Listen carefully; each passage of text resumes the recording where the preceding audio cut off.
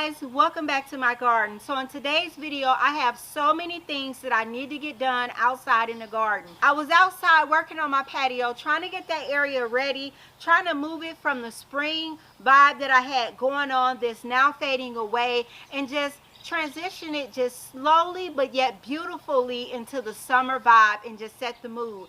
My husband came outside and let me know that it was supposed to rain, right?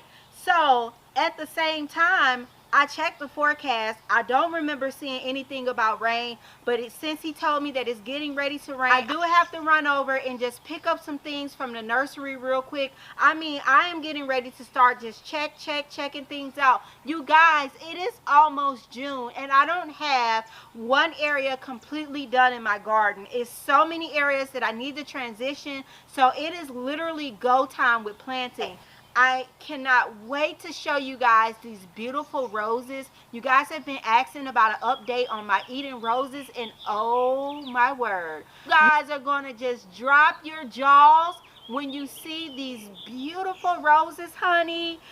Yes, I almost forgot my keys. Let's go, y'all, because it's already changing. Like you see, we have sun, it's changing. Let's go ahead and get to the nursery and get what we need.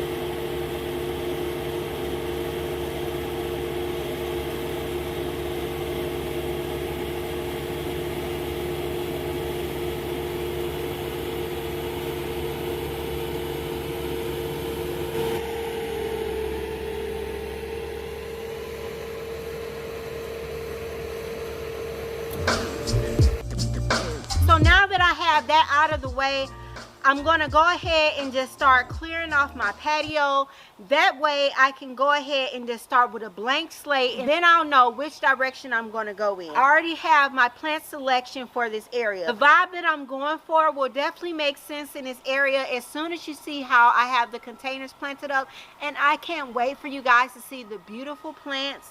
So let me go ahead and start moving these pots off of here. Now, in the springtime, I had a luxurious display on my patio. It was literally flowers just popping everywhere you look. There was a flower. The containers that I'm getting ready to move now was the end of my spring display, and baby, when I tell you, it was an amazing show. It was just so amazing and angelic, and I enjoyed every single moment of it. And I'll go ahead and pop a picture up so you guys can see how it was popping, like just on point. But it just came from just planning and making sure I had my color scheme together, and that's one of the things that I love to do in my garden. So let's go ahead and move these out of the way.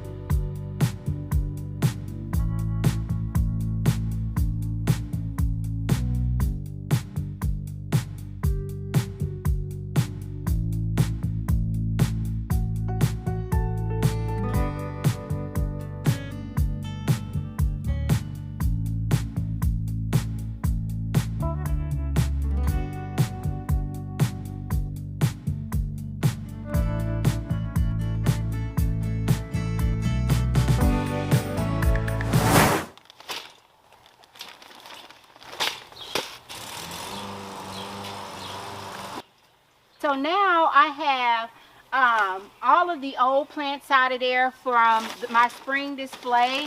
And so what I like to do is I'll go back in and I'll top dress this area with fresh soil.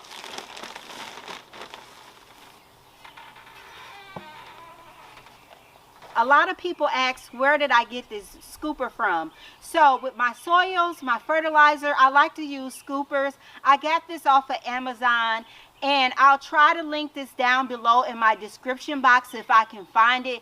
It was very inexpensive. I have them in metal, and I also have them in plastic as well. And I find that they come in handy and they cut down on the mess when you're outside working in your garden.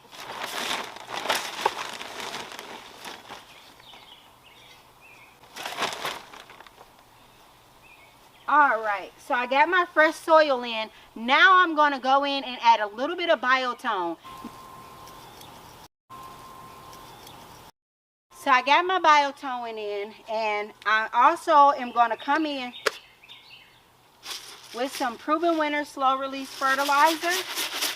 And I'm just going to sprinkle this on the top.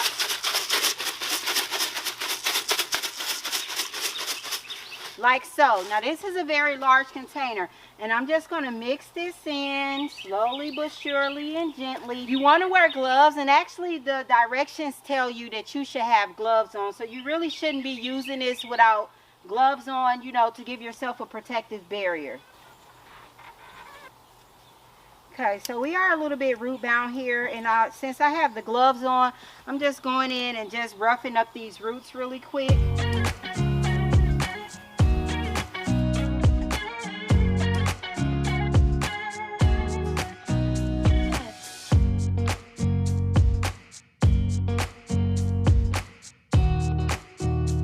Really liking the cohesiveness of how everything is flowing together. So let me go ahead and show you guys, give you guys just a quick glimpse shot of how this area looks. Let me give you guys a close-up real quick. We have a whirlwind white SCOVOLEA, a whirlwind blue SCOVOLEA, and a SUPERTUNIA royal velvet. I mean, look at this, like the deep purple color is just so royal. Like, they really picked a good name for that. So this is going to mound up and then drape down the side. So I wanted my complementing containers to be very simple because I have a lot going on. All right, so if you look and you see how everything is just really just blending in, nothing's competing, and she's looking at that bird. Let me go get her, because it's a nest in there.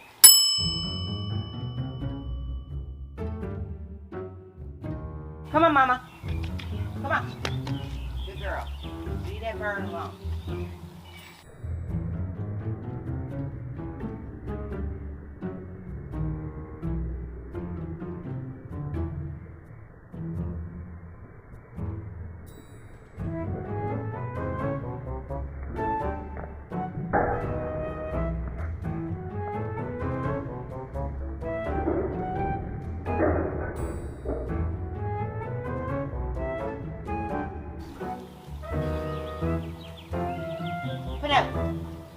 Out of here.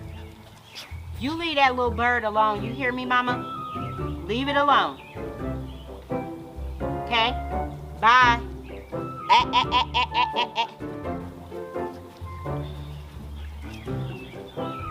Leave that bird alone.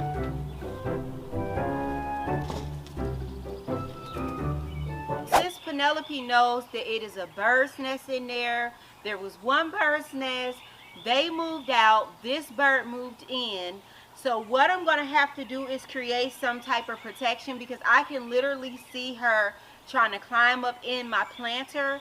So I'm going to go ahead and create some type of barrier system, and I have just the solution to do it. It's not going to mess up my show. It's actually going to make it look a little bit cuter. So let's go ahead and get this cleaned off, and then we'll move on to the next setup. And then, you guys, we're going to have to hurry up because it's supposed to be raining. But I got to show you guys these beautiful roses because they are looking amazing. The climbing roses are looking amazing. So let's go ahead and just blow. I'm going to blow off this patio real quick.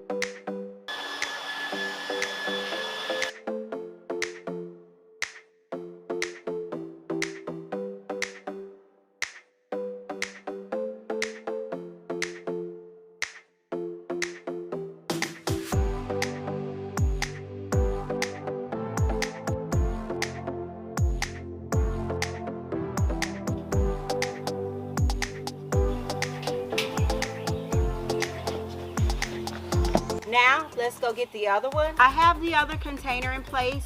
Before I put this one over there, what I'm going to do is I am going to elevate the one in the back. That way I can play with the levels a little bit, and it adds a little bit of interest versus it just being the same size container just rounding about in that area. So I'm going to lift one up, leave one down, and then these two will more than likely stay on the same level. I'm also going to go in and add some other smaller pots the same color to give us a more visual aspect and to add a little bit of texture, because all of those pots are the same exact pot. So we want to break those textures up so it makes it more appealing to the eye.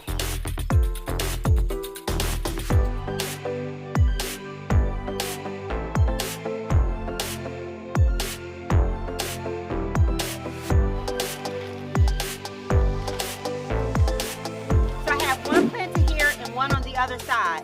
So first, let's get in. Let's look at these blooms. Let's get in and look at the leaves, because when you look at the leaves, hunty, the leaves are just disrespectful. And I hope the color is really coming through the lens like it's coming through my eyes, because baby, it is gorgeous. I mean, look at this beautiful Monrovia Eden rose. I just love it, and I see how the blooms start to emerge. They're even beautiful as well. I mean, who wouldn't want 1, 2, or even 20 of these beauties in a garden? So I showed you the beauty. Now let me show you the bad. These are coming from sawfly. So if you look at that, you look at the foliage here, you can see that this is what we're going to be working on today. And then I'm also going to train this beauty. I'm going to get in here and I'm going to clip off this rubber band. Just tying these, and I am going to clip a little bit.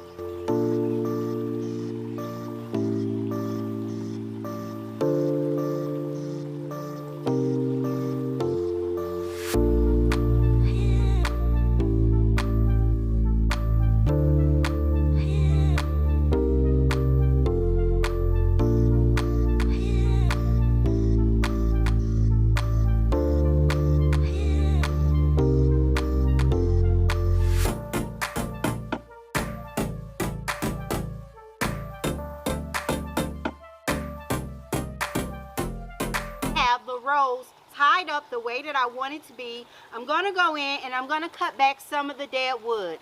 Now, the reason why I'm cutting out some of this wood is because I want to open this up. I live in the St. Louis region where there's a lot of humidity in my region. Training this climbing rose, I have the ties put on loosely. This is going to allow airflow to move in and out throughout my plant. So let me go ahead and prune off what I don't want.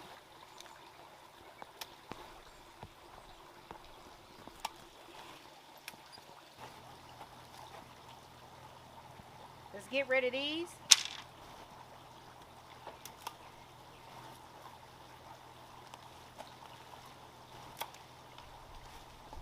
That's why I said training is a good word. Now you see this lateral cane. Actually, this is a main cane right here, but it's going in this direction. Now, if I were to train this on the fence, this would be perfect because I could bring it back, hook it into my loops or whatever I have to secure it here.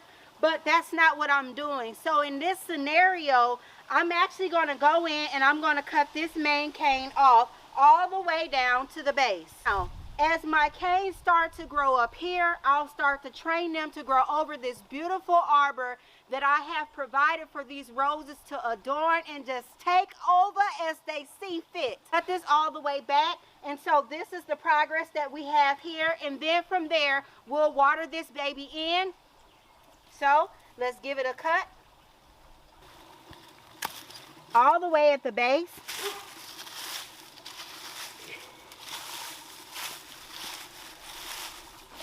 This is what I'm using.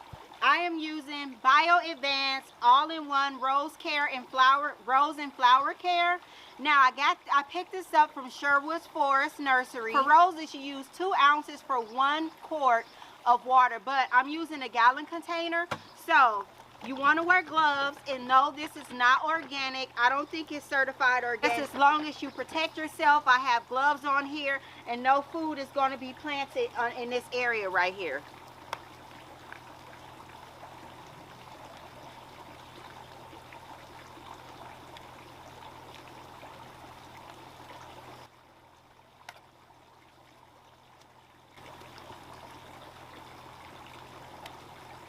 So the little measuring cup, I'm going to go ahead and pour this up to 8 ounces.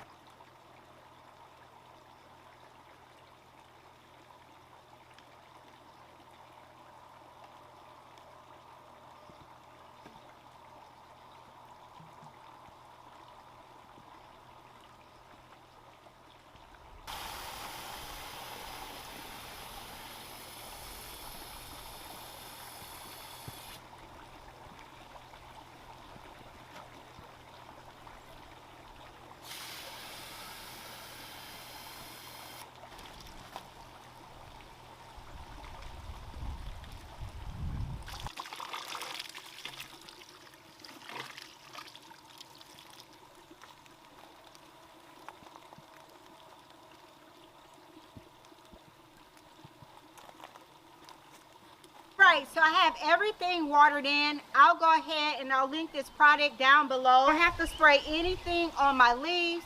I just water it in, and then it'll take care of the rest of the problem.